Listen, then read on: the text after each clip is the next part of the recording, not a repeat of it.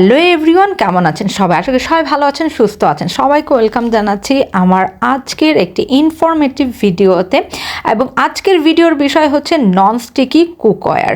তো non-sticky cookware হচ্ছে কতটুকু হার্মফুল এবং ননস্টিকির সাথে ক্যান্সারের কতটুকু রিলেশন আছে, এবং এই কুকওয়্যারটা আমাদের কিভাবে ইউজ করা উচিত এবং কখন চেঞ্জ করা উচিত, এই সব কিছু নিয়েই আমার আজকের ভিডিওটি থাকবে।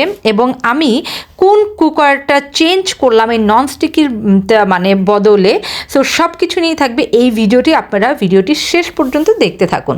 রিসেন্টলি আমি যখন আমার কুকওয়্যারগুলো পরিবর্তন করতে চাচ্ছিলাম, তখন আমি বেশ কিছু স্টাডি করেছি, কারণ আমি চাচ্ছিলাম একটা হেলদি কুকওয়্যার কিনতে।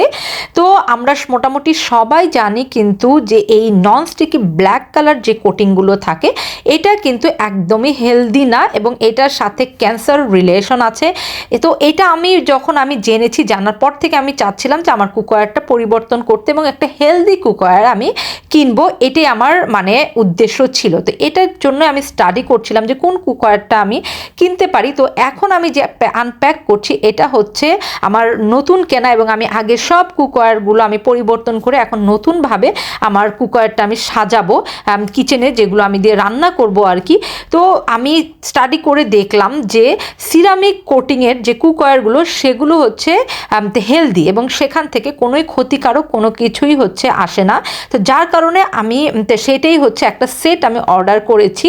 তো সেটা আপনাদের সাথে আনপ্যাক করতে করতে আমার এই ননস্টিকি নিয়ে আমার যে আরও কিছু ভ্রান্ত ধারণা ছিল, এবং আমি মনে করি আমার মতো অনেকের হয়তো এরকম ধারণা আছে, তো সেগুলো সব কিছু আপনাদের সাথে শেয়ার করব। সাথে আপনারা আমার এই নতুন কুকওয়্যারটাও আপনারা দেখেন। এবং তার আগে একটু বলে দিচ্ছি, যদি আপনাদের ভিডিওটি ভালো লাগে অবশ্যই লাইক কমেন্ট করবেন, আর যদি ইনফরমেটিভ মনে হয়, আপনারা যদি চান আরও অন্যদের সাথে শেয়ার করতে, প্লিজ একটু শেয়ার করে দিবেন, যাতে ইনফরমেশনগুলো আরও অন্যরাও জানতে পারে। যাই হোক, আমি হচ্ছে আমার প্যাকেটটা আনপ্যাক করছি।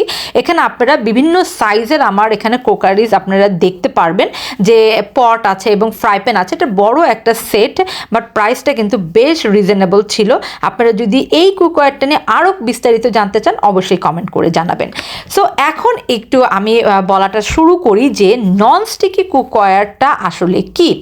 ননস্টিকি কুকওয়্যারটা কিন্তু যেটা আমরা নর্মালি ইউজ করি, যে ব্ল্যাক কালার যে কোটিংটা থাকে, সেই কোটিংটা কিন্তু আসলে যে উপাদানের, যার নামটা হচ্ছে PTFE অর ট্যাফলন। তো ট্যাফলন দিয়ে যে কুকওয়্যারগুলো তৈরি করা হয়, সেটা আমাদের খাবারটাকে স্টিকি করা থেকে রক্ষা করে।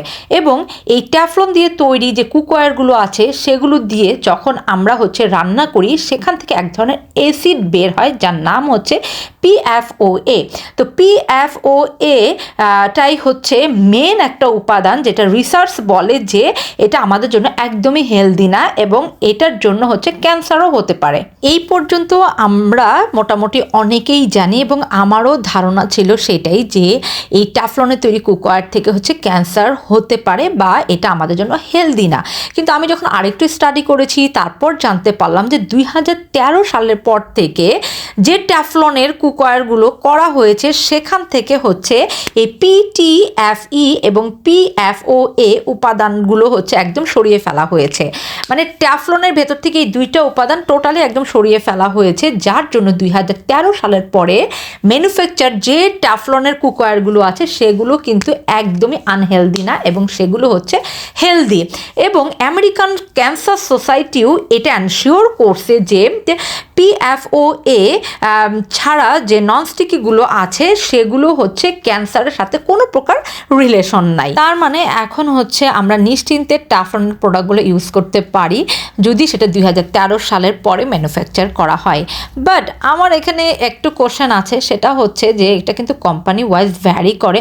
অনেক কোম্পানি আছে এগুলো নিয়ে খুব বেশি বদার ফিল করবে না, তারা এই ক্ষতিকারক উপাদানগুলো নাও সরাতে পারে।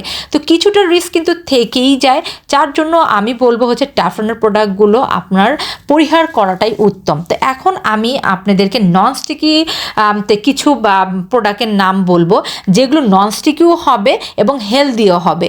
তো এক নম্বরে আছে হচ্ছে সিরামিক কোটিং। তো আপনার সিরামিক কোটিংটা কিন্তু আমি এখন দেখাচ্ছি। আমার এখনকার যে কুকওয়্যারটা সেটা হচ্ছে সিরামিক কোটিংয়ের। এটা আপনার ননস্টিকিও হবে এবং কোনো প্রকার খারাপ উপাদান এখান থেকে বের হবে না।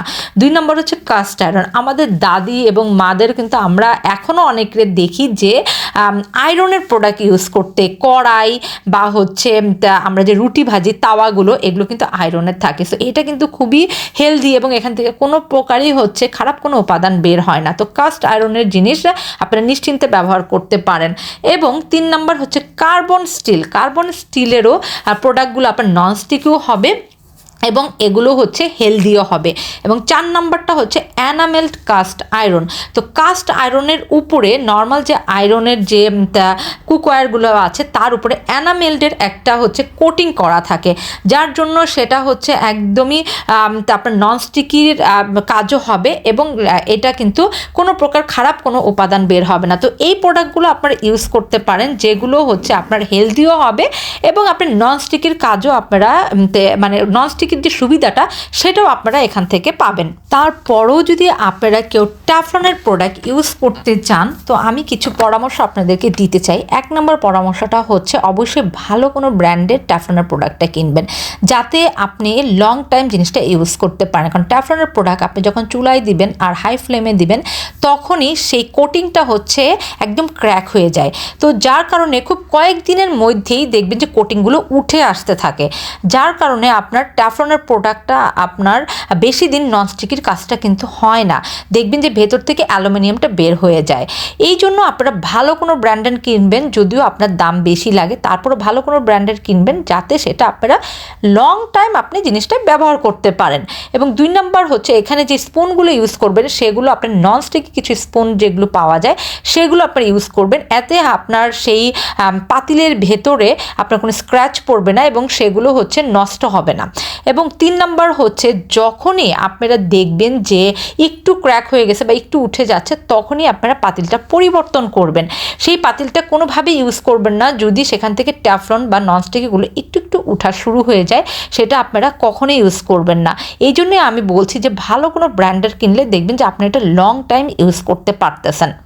সো কেমন লাগলো আমার আজকের এই সিরামিক কোটিংয়ের হচ্ছে কুকিং সেটটি। তো এখানে আমি একটু রান্না করে দেখিয়ে দিচ্ছি। আসলে আমার কাছে খুবই ইমপ্রেসিং লেগেছে, এটার কোয়ালিটিটা খুবই ভালো। দেখা যাক কতদিন আর কি এটা ইউজ করা যায়। আর এই স্পুনটা দেখিয়ে দিচ্ছি, এই টাইপের স্পুনগুলো ব্যবহার করবেন যাতে আপনার পাতিলগুলো হচ্ছে সেফ থাকবে। এবং আমার যে আগের পাতিলগুলো আছে সব আমি এখন ওই বক্সে ভরে এগুলাকে সব আমি হচ্ছে ফেলে দিব। তো এরপর থেকে আমি হচ্ছে ট্যাফলনের প্রোডাক্ট আমি হচ্ছে কিনতে চাই না।